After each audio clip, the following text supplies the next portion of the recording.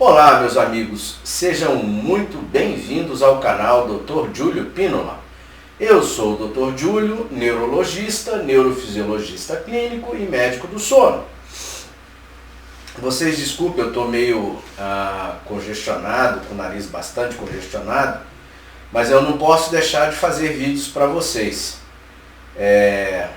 Então hoje é um vídeo mais curto um pouco, e se trata de responder a várias perguntas de pessoas do Instagram, do meu Instagram, do Facebook, e eu vou responder especificamente a uma pessoa que é o Carlos Fernando Miranda, mas essa pergunta que ele fez ela é muito pertinente e se presta para outras pessoas. E ele diz o seguinte, vou pegar aqui o celular e vou ler.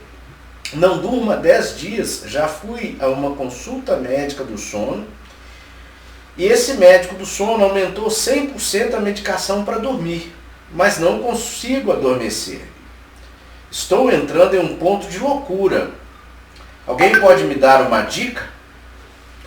Então, meus amigos, na verdade, respondendo a essa pergunta do Carlos Fernando Miranda, o que acontece é o seguinte, quando se procura uma pessoa que não tem formação em sono, essa pessoa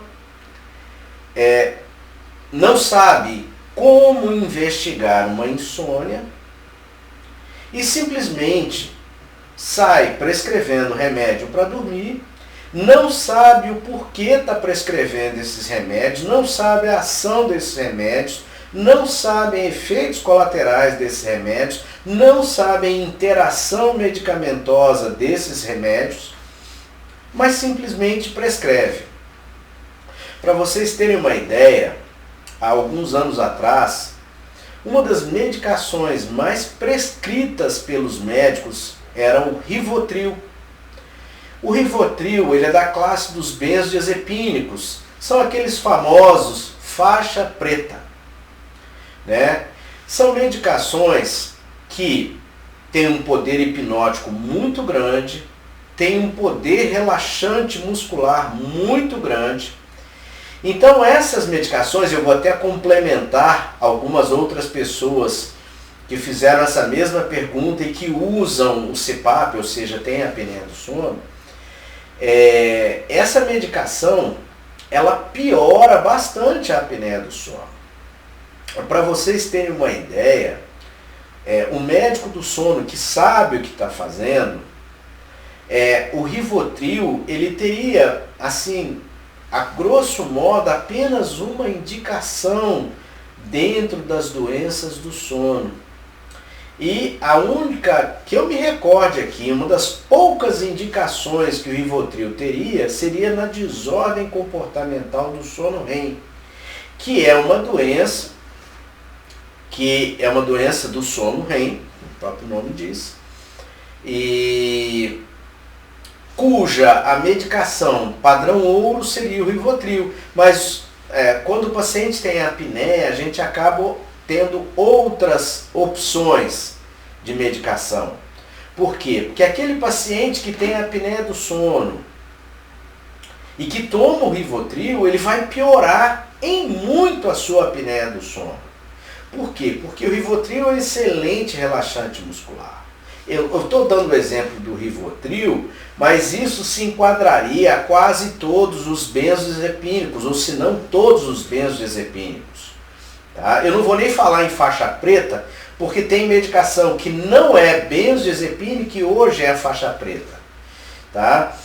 Então, essa medicação, ela não deve ser indicada. E quando a gente fala em insônia, a gente tem uma gama de avaliações que nós devemos fazer como médicos do sono. Ou seja, nós temos que afastar os distúrbios intrínsecos do sono e os distúrbios do ritmo circadiano. E como é que a gente afasta? Afasta através da polissonografia e através da actigrafia. Então são duas modalidades de exames que nós utilizamos para afastar os distúrbios intrínsecos do sono e os distúrbios do ritmo circadiano. E não vai ser com o benzodiazepínico que nós vamos resolver o problema da insônia. Nós temos que analisar e também checar se essa insônia não é uma insônia secundária a alguma outra doença. Por exemplo, pacientes que têm depressão podem ter insônia. Então não adianta eu ficar tratando a insônia desse paciente, eu tenho que tratar a depressão. Outro exemplo, paciente com ansiedade generalizada, tá? Que é um tipo de ansiedade, nós temos vários tipos de ansiedade, tá? Mas estou pegando um tipo específico. Paciente com ansiedade generalizada pode ter insônia, e essa insônia vai ser secundária. Então, assim, não faz sentido eu simplesmente prescrever um benzodiazepínico e falar, ó, fé que vai dar certo. A gente tem que fazer uma avaliação global desse paciente e tentar afastar as causas secundárias, os distúrbios intrínsecos, os distúrbios do ritmo circadiano, para tratar esses pacientes. E uma das perguntas que me foi feita foi a seguinte: mas se eu uso o CPAP e se eu usar o Rivotril ou qualquer outro benzodiazepínico? A princípio não tem um problema porque você está usando o CPAP. O que você tem que ter em mente é o seguinte, que a pressão do CPAP vai ficar insuficiente quando você usa o benzodiazepínico. A não ser que você tenha feito a titulação manual em uso do benzodiazepínico, que aí você compensa isso na pressão. Então é muito comum o paciente ter apneia do sono e usar o benzodiazepínico, assim como o álcool também. O paciente tem o péssimo hábito, eu vou chamar até de alcoolismo, que é o paciente que antes de dormir, ele toma várias goladas de qualquer tipo de bebida alcoólica, põe o seu CPAP e vai dormir. O que acontece? A pressão desse CPAP, porque o álcool também é um excelente relaxante muscular, a pressão desse CPAP vai ficar insuficiente. Qual que é a consequência disso? A consequência disso é que no dia seguinte você vai ter sono não restaurador, vai acordar cansado, vai ter sonolência durante o dia, pode acordar de mau humor, pode acordar com dor de cabeça, a memória vai para o espaço, a concentração vai para o espaço, fica mais ansioso. Ou seja, todos aqueles sintomas que em tese haviam sido resolvidos pelo CPAP ou pelo BiPAP, tanto faz, retornam. Por conta do quê? Por conta do uso de um benzodiazepínico ou de álcool. É essa a explicação que eu dou para vocês. Então, para aqueles que estão sofrendo de insônia, tem que procurar um médico do sono verdadeiro, não um curioso.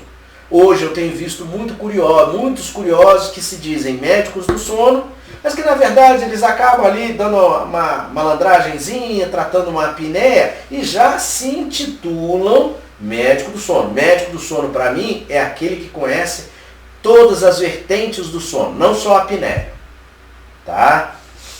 Desculpe eu estar sendo meio incisivo, meio enfático nisso, mas médico do sono é aquele que conhece sono, não só uma doença entre as muitas dos distúrbios do sono.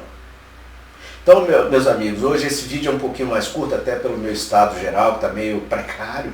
Estou bastante congesto, mas nada que não se resolva com os dias e com algumas medicações. E se você curtiu esse vídeo, deixe o seu like, compartilhe com as pessoas que você gosta, que você acha que vão tirar um bom proveito desse vídeo, e fiquem atentos a novas postagens, sempre às sextas-feiras, às 18 horas. Um grande abraço, fiquem com Deus.